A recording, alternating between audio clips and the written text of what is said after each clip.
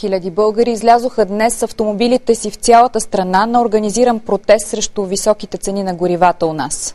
Протестът беше координиран изцяло в интернет и не беше свързан с никоя политическа партия, синдикална или друга организация.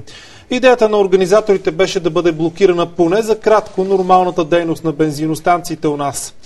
Стотици автомобили участваха в шествието в Благоевград. Шофьорите потеглиха от Югозападния университет с включени клаксони и се насочиха към бензиностанциите в града, където зареждаха за жълти стотинки.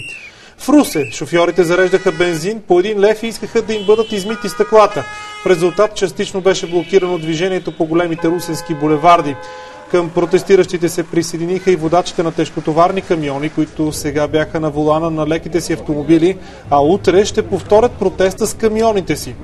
В Бургас стотици автомобили, разпределени на групи, също се стекоха на бензиностанциите в Морския град. Имаше и протестиращи без автомобили, които подкрепяха шофьорите в справедливите им искания за по-ниски цени и по-високо качество на горивата.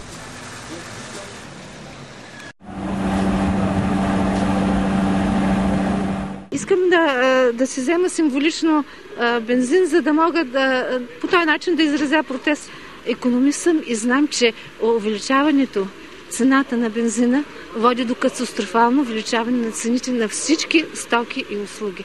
Не може нашите минимални заплати да са по 240, а в другите страни, където цените на горивата са същи като при нас, минималната им работна заплата да е 1100 евро. Ние сме студенти, 10 лева слагам, не мога да се прибера до вкъщи.